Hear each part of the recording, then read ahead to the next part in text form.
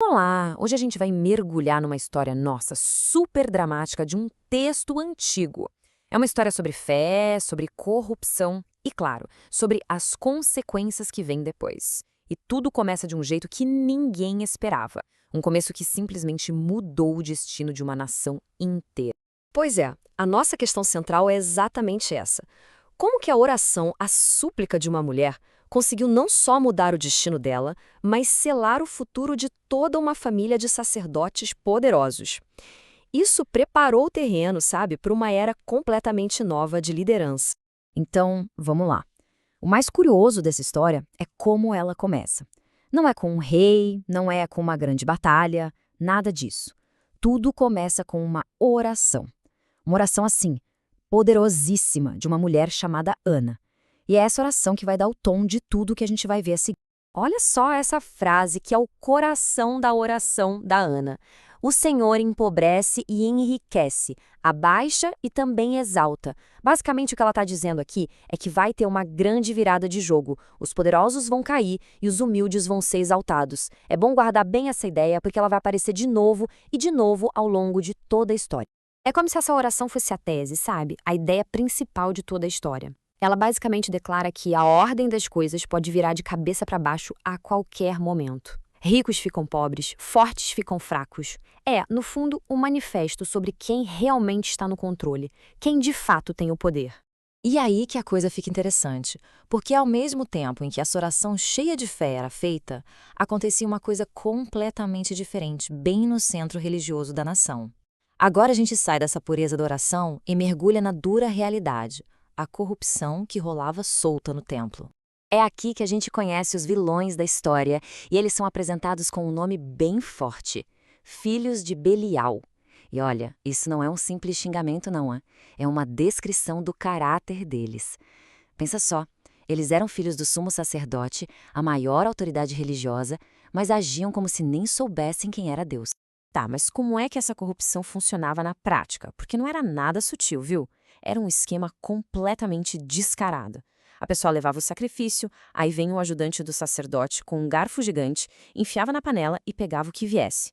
E o pior, eles exigiam a carne crua, a parte nobre, antes mesmo de a gordura, que era a parte de Deus, ser queimada. Se a pessoa reclamasse, eles ameaçavam pegar à força. Era um desrespeito total, tanto com as pessoas quanto com o sagrado. E aqui a gente entende a gravidade da coisa. O texto deixa bem claro, o pecado deles era muito grande. E o problema não era só o roubo da comida, entende? Era o desprezo. Eles tratavam a oferta algo sagrado, com total desdém. E com isso, eles minavam a fé do povo, bem no lugar que deveria fortalecê-la. Só que no meio de toda essa bagunça, dessa corrupção, a história nos mostra um contraste absurdo. É quase como dia e noite. A gente tem dois caminhos sendo traçados, ao mesmo tempo, dentro do mesmo lugar sagrado. De um lado, os sacerdotes corruptos, e do outro, um menino, um jovem fiel chamado Samuel. Essa comparação deixa o abismo entre eles escancarado. De um lado, os filhos de Eli, que o texto diz que não conheciam ao Senhor. Do outro, o menino Samuel, que ministrava perante o Senhor. Enquanto os filhos de Eli só afundavam, cometendo pecados muito grandes, Samuel crescia em estatura e em favor com Deus e com as pessoas. É um espelho perfeito, né? Mostrando exatamente os dois destinos que estavam se desenhando. E o pai deles, o sumo sacerdote Eli? Bom, a repreensão dele foi, para dizer o mínimo, fraca. Quase um puxa, filhos, isso não é legal. Ele sabia de tudo, mas a intervenção dele foi completamente ineficaz. E os filhos, claro, cheios de arrogância, nem deram ouvidos. Com isso, eles estavam selando o próprio destino, porque o texto dá a entender que o juízo já estava decidido. E agora, a gente chega no ponto de virada da história. A paciência divina, digamos, chegou ao fim. É quando aparece um profeta, um homem de Deus anônimo, com uma mensagem bem direta. Uma sentença final para Eli e para toda a sua família. E a acusação central vem na forma de uma pergunta, e é uma pergunta que vai direto na ferida. Por que honras a teus filhos mais do que a mim? Essa frase expõe a falha fatal de Eli. Ele foi cúmplice. Ao não fazer nada, ao fechar os olhos, ele honrou mais os filhos do que a Deus. E pior, ele se beneficiava disso. se engordava com a corrupção deles. E o julgamento que vem a seguir não é aleatório, não é tirado do nada. Ele é baseado num princípio muito claro, uma lei de ação e reação. Aos que me honram, honrarei, porém, os que me desprezam serão desprezados. É simples assim. Honra gera honra, desprezo gera desprezo. É a lei da reciprocidade em ação.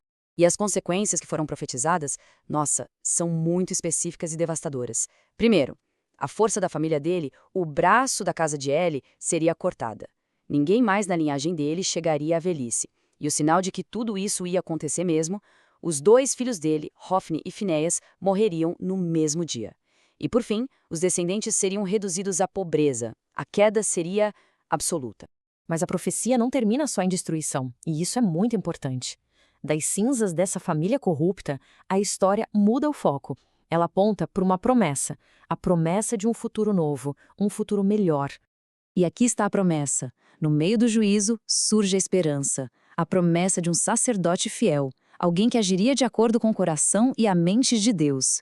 Isso já anunciava que uma nova liderança estava para surgir, para substituir todo aquele sistema corrupto. Ou seja, a história não é só sobre julgamento, é também sobre renovação. E é aqui que a história fecha o círculo perfeitamente. Lembra da oração da Ana lá no comecinho? Aquela parte que dizia, o Senhor empobrece e enriquece?